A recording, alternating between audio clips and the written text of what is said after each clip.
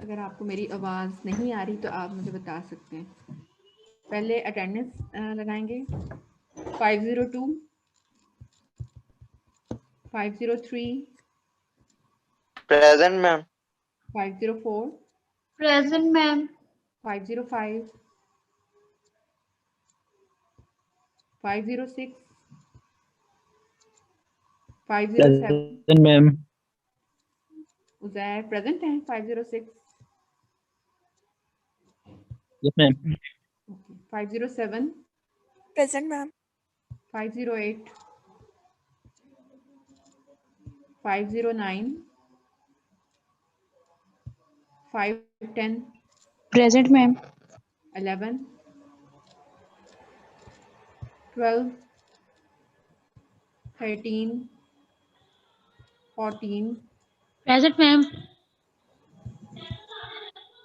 इसके बाद 15, present. 16, 17, 18, 19, present ma'am.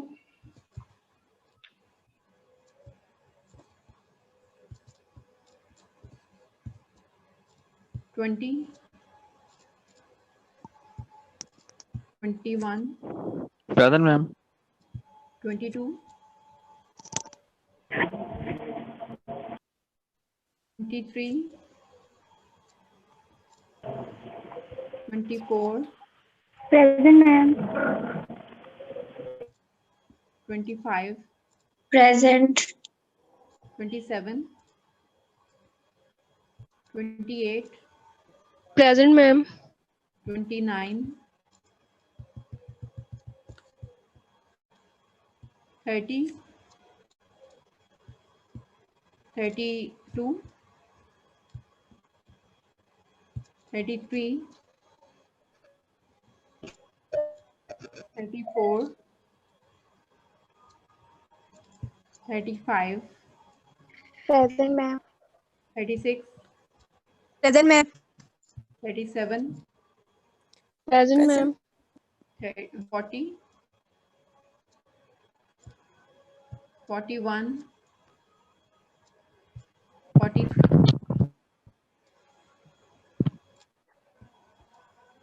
44, present ma'am. 45, present ma'am. 46, present. 46 present है।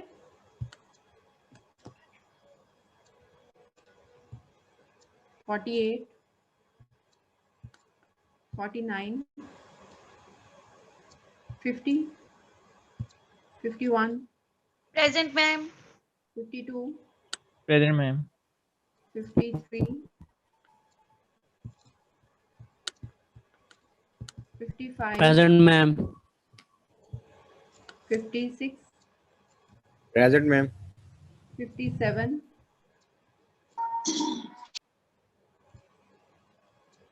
58, present. 60, 61, 62, 63, present. 64, yes ma'am. 65, 66, 67, 68, present ma'am. 67 ma'am. ठीक है। अब जो लोग एब्सेंट मार्क हुए हैं ना, मैं इनके नाम बोल रही हूँ, ठीक है, रोल नंबर बोल रही हूँ। 66 एब्सेंट है, 65, 62, 61, 60 एंड 57, 53, 50। 53 प्रेजेंट है मैम। ओके, मैं लगा देती हूँ उसमें। और 50, 49, 48, इसके बाद 44, सॉरी 43, 41, 40, 35, मैम 32, 43 प्रेजेंट है। मैम 44। मैम 35 प्रेजेंट है। मैम 43 प्रेजेंट है। 43 प्रेजेंट है। मैम 44। 44 बेटा yes present। Ma'am present. Ma'am 44 present. बेटा 44 और मैम 43 भी प्रेजेंट है। ठीक है 41 मैम 35 भी प्रेजेंट है। 35 तो बेटा प्रेजेंट ही है 34 और 32 ये एब्सेंट है और 29 present 27 ma'am 29 okay 27 23 22 roll number 20 13 ma'am 13 present. 12 ma'am 18 भी प्रेजेंट। तो प्रेजेंट ही है और मैम 18 17 8 रोल नंबर है और 5 रोल नंबर और 2 मैम 18 प्रेजेंट। जी बेटा 18 प्रेजेंट है ओके आप हम लोग स्टार्ट मैम करते हैं 13 प्रेजेंट। जी लेक्चर के एंड में मैम आपको बता दें, ठीक है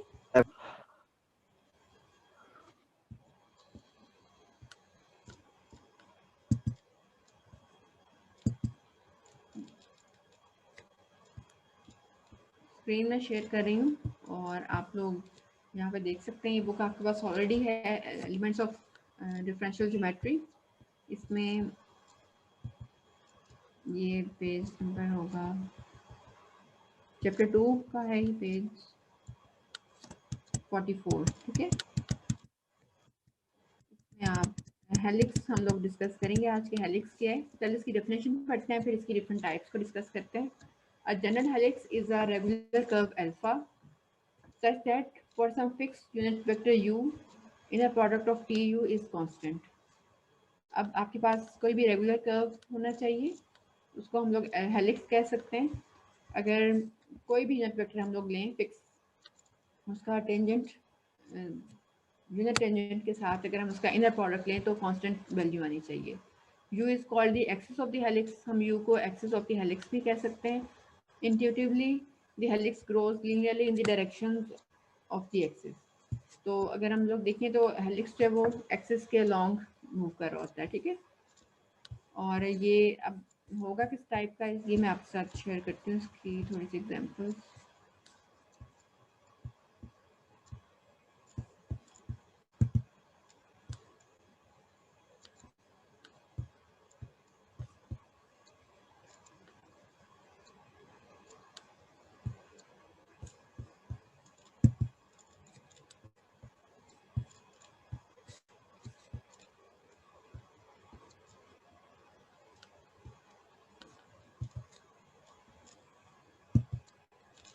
जी आपके सामने एग्जांपल है एक सर्कुलर हेलिक्स की और इसकी वजह से अगर आप लोग एग्जांपल्स देखना चाहें तो कोई भी स्पाइरल कोई भी स्प्रिंग या फिर आप जो स्टेयर्स आपने मोस्टली देखी हुई होंगी जो राउंड होती हैं और इसी तरह अभी मैं इसके साथ आपका पिक्चर ये देखें यहाँ पे एक स्प्रिंग की फॉर्म में जो आपके पास ऑब्जेक्ट्स हम लोग देखते हैं उसे हम लोग हेलिक्स कहेंगे ये इसकी एग्जांपल है फिजिकल ठीक है और इसमें और भी बहुत सारी एग्जांपल्स हो सकती हैं वो आप जैसे जैसे हम इसको पढ़ते जाएंगे साथ साथ वो भी डिस्कस होती रहेंगी ठीक है सबसे पहले तो आपको ये याद रखना है कि हेलिक्स होने के लिए सबसे पहले कर्व को एक रेगुलर कर्व होना चाहिए और किसी भी यूनिट वेक्टर का उसके टेंजेंट के साथ जो एंगल है वो सेम रहेगा ठीक है तो अगर मैं यहाँ नेक्स्ट पिक्चर में आपको शो कर सकूँगी कैसे उसका होता है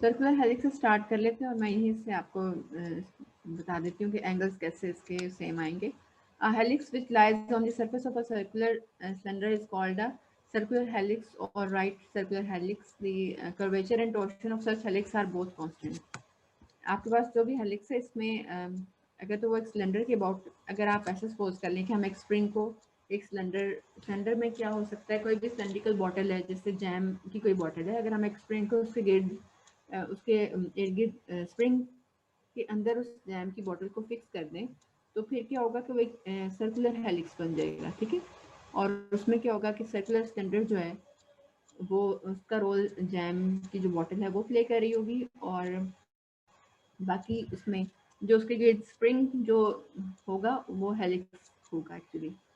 तो ये तो सर्कुलर हेलिक्स की टाइप होगी।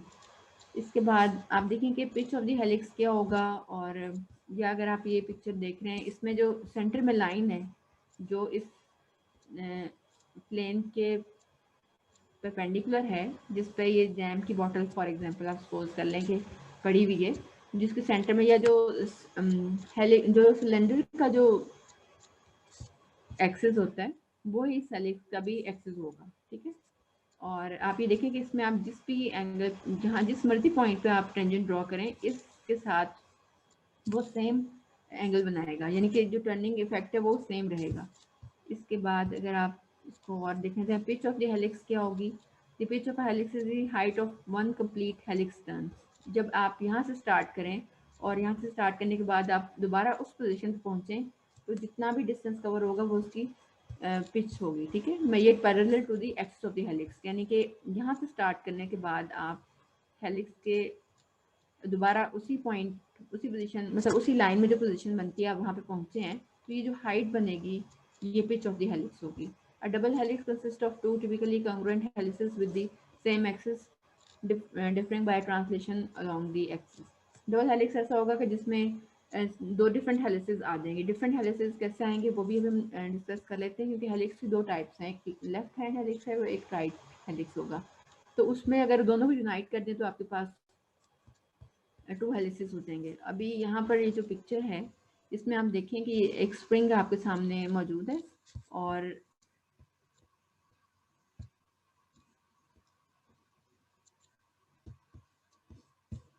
इस स्प्रिंग में ये देखिए जहाँ से ये स्टार्ट हो रहा है और यहाँ से लेके यहाँ तक जो है इसका डायमीटर है। ये एक सर्कुलर हेलिक्स ही है, यानी कि एक सिलेंडर के ऊपर ही इसको जैसे हम अज्यूम कर सकते हैं कि ये एक सिलेंडर के ऊपर ये जो है स्प्रिंग एक रखा हुआ है। तो ये जो डायमीटर बनेगा इसका, यहाँ से लेके यहाँ तक का डिस्टेंस डायमीटर होगा। और अगर आप इस पॉइंट से स्टार्ट करते हैं और आप एक कंप्लीट राउंड देते हैं, इसके बाद दोबारा उसी पॉइंट के करीब पहुँचते हैं, तो ये जो हाइट होगी इस पॉइंट से लेके इस पॉइंट तक वो उसकी पिच होगी, ठीक है। और एक्सिस ये जो आपको नज़र आ रहा है जो परपेंडिकुलर है उस प्लेन के जिसके ऊपर हेलिक्स पड़ा हुआ है, और ये 1 2 3 जो है नंबर ऑफ टर्न्स हैं, यानी कितनी दफ़ा ये टर्न किया है। फिलहाल जो आपके सामने पिक्चर मौजूद है इसमें 1 2 3 4 5 टर्न्स हैं, ठीक है। अगर आप लोग नेक्स्ट पिक्चर देख लें तो इसमें यहाँ से स्टार्ट हुआ है और इसमें 2 टर्न्स हैं, ठीक है। और इसके बाद आप नेक्स्ट इसकी टाइप्स देख लें, यहाँ से भी क्लियर हो जाएगा कि ये डायमीटर है इसका।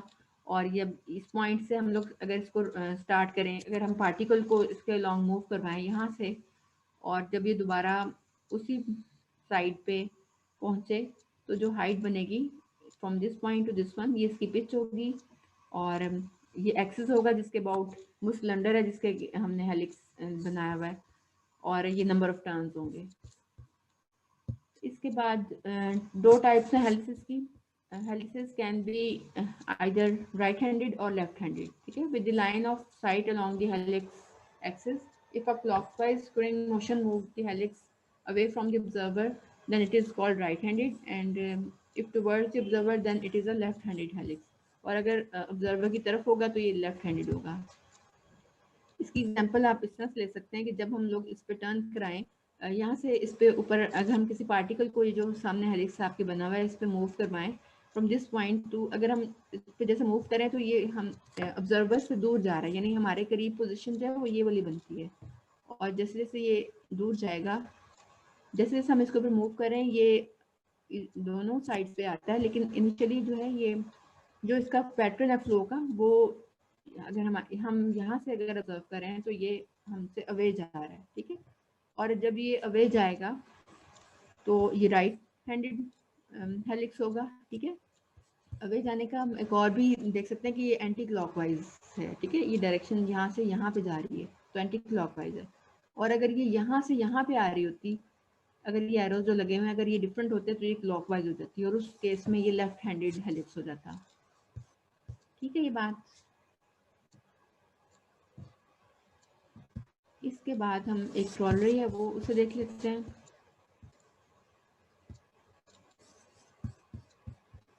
इसमें आप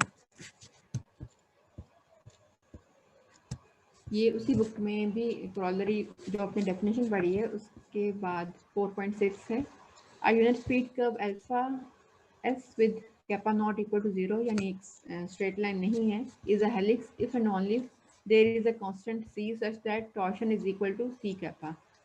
तो अगर आपके पास कोई भी यूनिट स्पीड कर्व है जिसका कर्वेचर 0 नहीं है वो हेलिक्स होगा अगर टॉर्शन जो है वो c इंटू कैपा के इक्वल आ जाए। ठीक है, इसको अगर आपके पास कोई इस तरह की सिचुएशन आ जाए कि जैसे अगर टॉर्शन की वैल्यू 6 है और कैपा की वैल्यू 3 है तो हम 6 इक्वल टू 2 इंटू 3 लिख सकते हैं। उस केस में हम उसे उसकी डायग्राम देखे बगैर बता सकते हैं कि ये हेलिक्स है। ठीक है, जैसा कि टॉर्शन के 0 होने से हम बता सकते हैं कि वो प्लेन कर्व है। तो अगर टॉर्शन किसी कांस्टेंट के इक्वल आ जाए और जो कांस्टेंट है वो कांस्टेंट इनटू एनी कर्वेचर की वैल्यू हो तो फिर हम उसे हेलिक्स कहेंगे। इसकी एग्जांपल्स हम लोग करेंगे भी, फिलहाल हम इसे प्रूफ कर लेते हैं। प्रूफ ये है let alpha be a helix, alpha एक हेलिक्स है सपोज कर लिया हमने और हम शो करेंगे कि टॉर्शन जो है वो सी कैपा की इक्वल है। ठीक है, then we have to prove kappa over torsion is equal to C. और इसके लिए हमें क्या करना पड़ेगा? Since we know that tangent at any point on helix makes a constant angle with the fixed direction generators of the cylinder, हम इसको हम जानते हैं कि अगर हेलिक्स जो टेंजेंट्स हैं किसी भी पॉइंट पे लें तो वो जो फिक्स डायरेक्शन जो जनरेटर्स ऑफ द सिलेंडर होंगे उसके साथ एक कांस्टेंट एंगल बनाएगा, यानी कि सेम उसकी जो बेंडिंग है वो कांस्टेंट रहेगी, मतलब वो चेंज नहीं होगी। Let u be the unit constant vector along the fixed direction। u हम सपोज कर लेते हैं कि यूनिट वेक्टर है जो कि फिक्स डायरेक्शन के अलोंग है।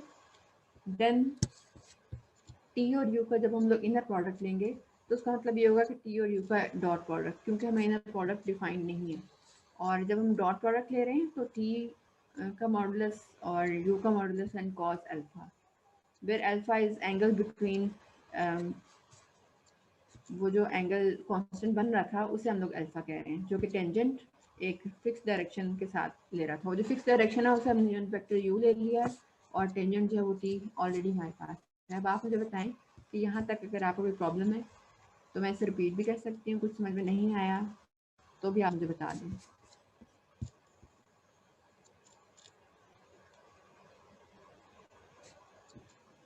जी क्लास, किसी स्टूडेंट को कोई प्रॉब्लम नहीं है?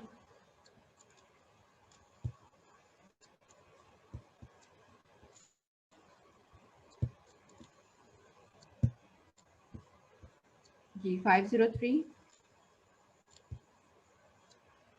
हेलिक्स क्या होगा?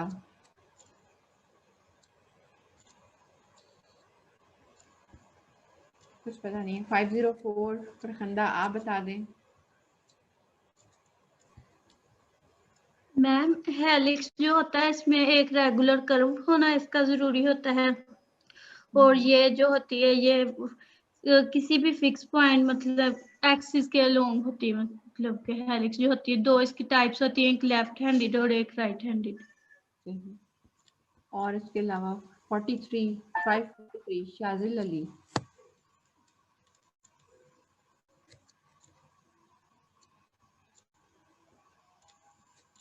और 53 उस्मान।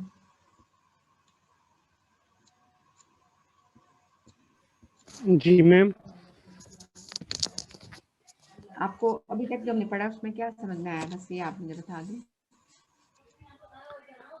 मैम हेलिक्स पढ़ा हमने, यानी कि सर्कुलर हेलिक्स, यानी कि हेलिक्स पढ़ा एक सर्कुलर हेलिक्स, यानी कि आपने बताया यानी कि वो स्फीयर के लिए बताया है कि अगर हमारे पास कोई, अपने में एग्जांपल देखती वो जैम वाली, कि उसके मुताबिक वो क्या हो सकता है। और उसके अलावा राइट हैंड हेलिक्स और लेफ्ट हैंड हेलिक्स, ठीक है, अगर हम अवे टू यानी कि ऑब्जर्वर से अवे मूव कर रहे हैं तो वो राइट हैंड हेलिक्स होगा, अगर टुवर्ड्स मूव कर रहे हैं तो वो राइट हैंड हेलिक्स होगा, लेफ्ट हैंड हेलिक्स होगा हमारे पास। और मैम यानी कि डबल हेलिक्स यानी कि होता है जिसके हमारे पास यानी जो हमारे पास कॉन्ग्रुएंटली यानी कि दो हमारे पास कॉन्ग्रुएंट हेलिक्स होते हैं, इनका सेम एक्सिस होते हैं। और मैम टर्न्स के बारे में बताया आपने कि इनके मुख्तलिफ यानी कि एक हेलिक्स के ना मुख्तलिफ यानी कि मुख्तलिफ हेलिक्स की मुख्तलिफ टर्न्स हो सकती हैं।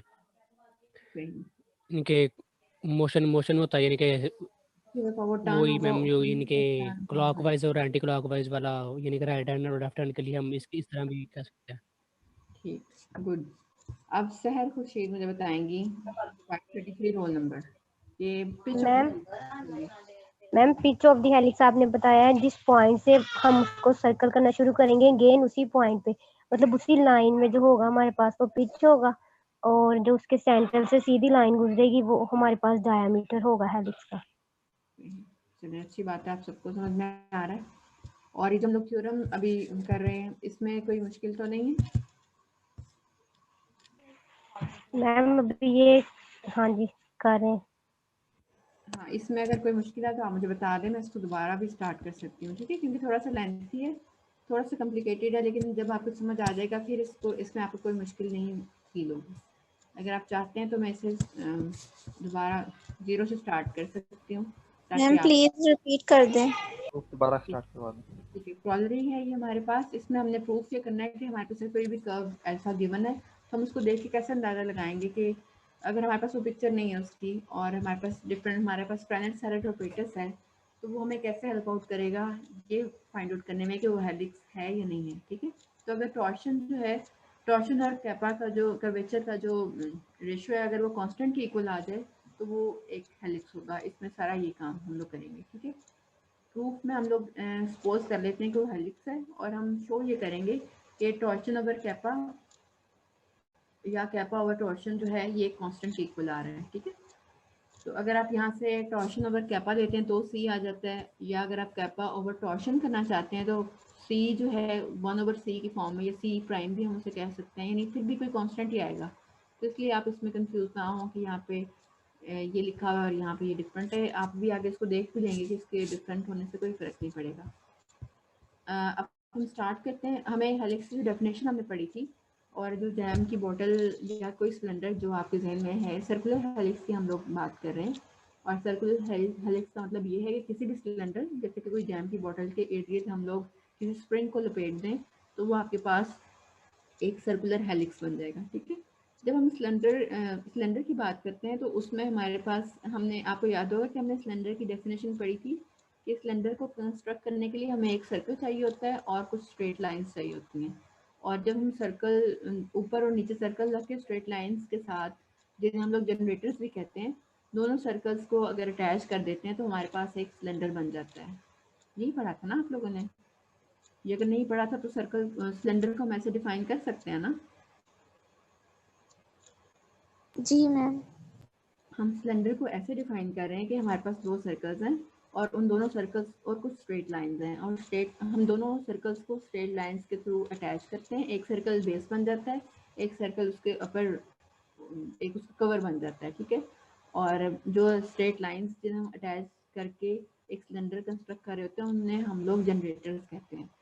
और इसी तरह एक्सिस ऑफ सिलेंडर भी होता है जो कि दोनों सिलेंडर्स के सेंटर्स को लाइन पास करती हुई जाएगी, उसे हम लोग एक्सिस ऑफ द सिलेंडर भी कह सकते हैं। इसके अलावा आपने और भी डेफिनेशंस पढ़ी होंगी, लेकिन अगर हम विजुअलाइज करना चाहें तो हमें ये थोड़ी इजी, मतलब हमें इस डेफिनेशन से हमें थोड़ी विजुअलाइजेशन आसान हो जाती है, ठीक है? तब आप वही सिलेंडर को अपने जहन में रखें। और जनरेटर्स मैं एक्चुअली बताना चाह रही थी कि जनरेटर्स क्या हैं। वो लाइन्स हैं जो कि सिलेंडर्स को अटैच करने की सूरत में सर्कल्स को अटैच करने की सूरत में करते हुए सिलेंडर बना रही होती है, उन्हें हम जनरेटर्स कहते हैं।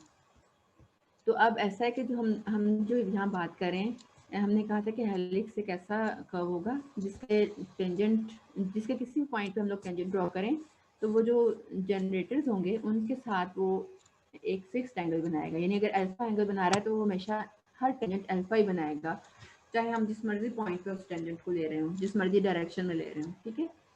तो ये फैक्ट हम लोग अपने ज़हन में रखेंगे।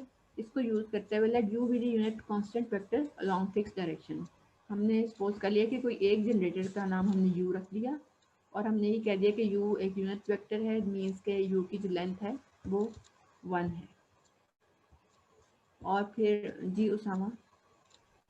मैम जनरेटर्स वो लाइंस है जो कि सर्कल्स को मतलब ज्वाइन करने से हमारे पास जो सिलेंडर बनता है वो लाइंस को हमने जनरेटर का है। लाइंस तो हम लोग जनरेटर्स कहते हैं।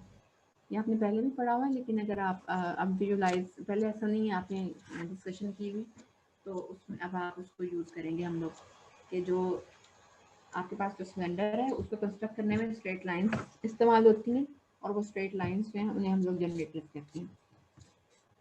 अब ऐसा है कि उनमें से कोई एक जनरेटर का नाम हमने यू रख दिया है। वैसे तो हर टेंजेंट जो है वो सेम एंगल बनाएगा, ठीक है।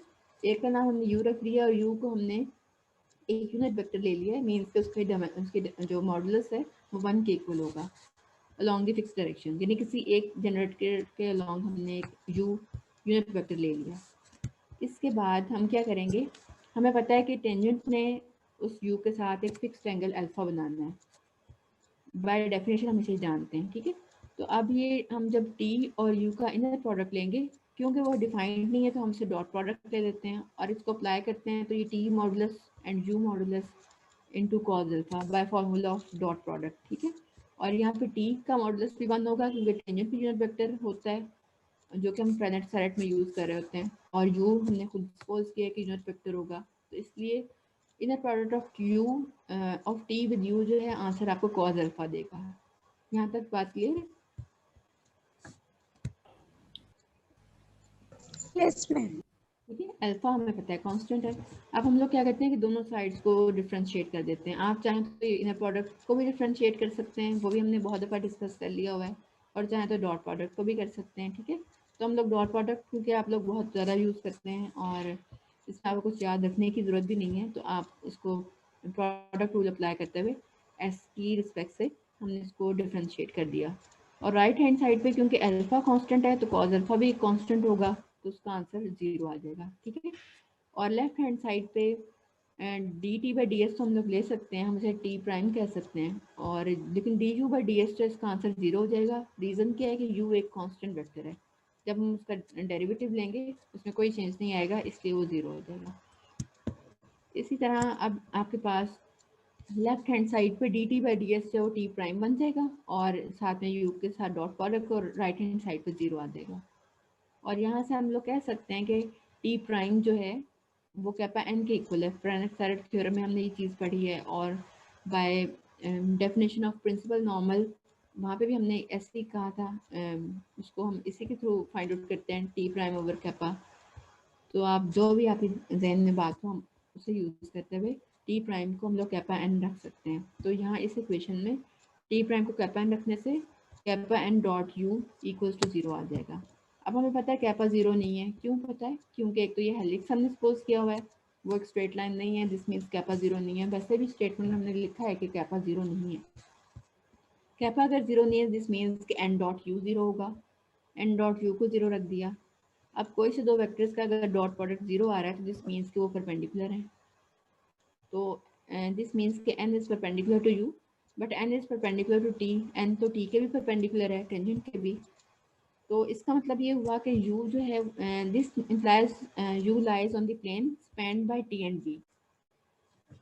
इसका मतलब ये हुआ कि u एक ऐसे प्लेन पर लाई कर रहा है जो कि t और b ने स्पैन किया हुआ है। आपको याद है कि t, n और b तीनों एक दूसरे के परपेंडिकुलर हैं।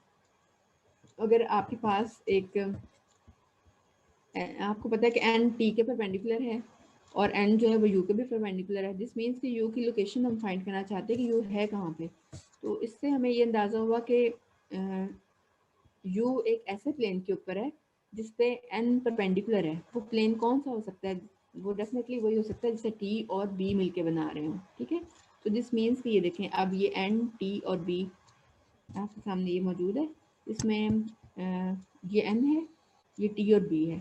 t और b जो प्लेन बनाते हैं स्पैन करेंगे, और उसमें ये देखें u वेक्टर हमने शो कर दिया और n जो है वो परपेंडिकुलर आ गया, बिल्कुल ऐसे जैसे x y और z एक्सिस होते हैं। तो आप ये x y प्लेन ले लें और ये z जो है उसके परपेंडिकुलर होता है। तो यहाँ पे हमने t और b प्लेन ले लिया जिसके ऊपर u लाई कर रहा है। क्यों? इसलिए कि n u के परपेंडिकुलर है।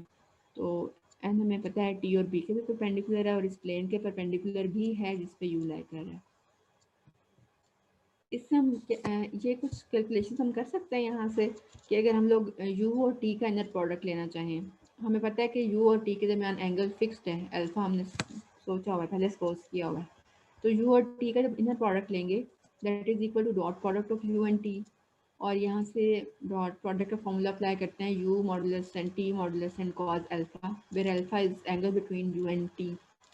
सिमिलरली जब आप u और b का इनर प्रोडक्ट लेंगे that is equal to dot product of u with b, और यहाँ से फॉर्मूला अप्लाई करेंगे तो ये modulus of u modulus of b into sine alpha as cos एक एंगल बनेगा ना इसका 90 माइनस अल्फा u और b के दरमियान, तो फिर ये साइन अल्फा हम इसे लिख सकते हैं। ठीक है, अब अगर हम u और n का इनर प्रोडक्ट लेना चाहें तो वो इक्वल होगा dot product of u and n, और हम जानते हैं अभी हमने ऊपर ये प्रूव किया है, हमने खुद देखा है अपनी कैलकुलेशंस में कि n और u का डॉट प्रोडक्ट जो है वो 0 के इक्वल आ रहा है, हमने इसको 0 लिख दिया क्योंकि ये परपेंडिकुलर है। ठीक है, मैम अभी तक जो हमने पढ़ा है इसमें अगर कोई प्रॉब्लम है तो आप मुझसे पूछ सकते हैं, थ्योरम थोड़ा सा लेंथी है, ये आज के लेक्चर में तो कवर नहीं होगा, तो जितना पोर्शन आपने अभी तक पढ़ा है ना इसमें अगर आपको कोई प्रॉब्लम है तो हम उसे देख सकते हैं।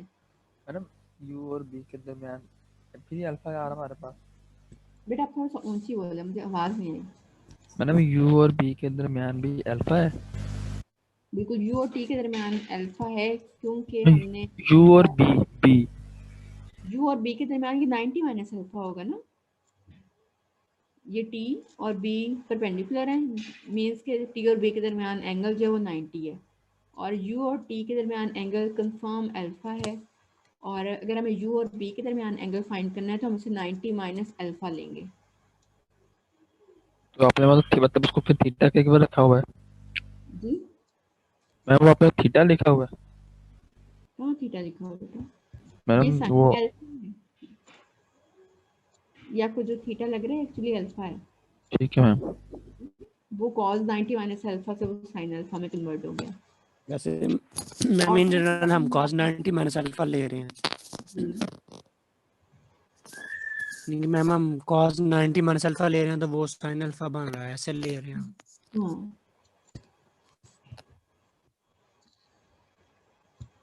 मैडम ये यू और एन का इनर प्रोडक्ट 0 कैसे है? इनर प्रोडक्ट बेटा 0 इस तरह से है, एक तो देखे ना हम यहाँ से जो ऊपर सारा काम करते हुए आए और हमने यहाँ पे देखा कि n डॉट u 0 आ रहा है।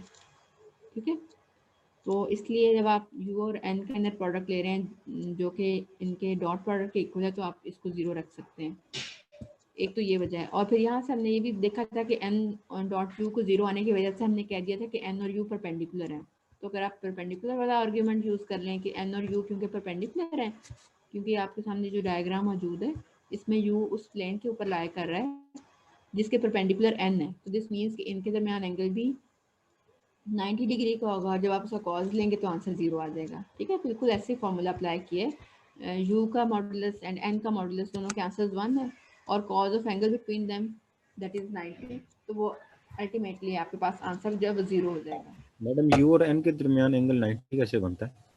बेटा वो ऐसे बनता है, एक तो ये देखिए यहाँ से हम कैलकुलेशंस करते हुए आ रहे हैं ना, जी मैडम दूसरा ये तो हम लोग n क्योंकि u के परपेंडिकुलर है तो इसलिए इनके दरमियान एंगल 90 बनेगा।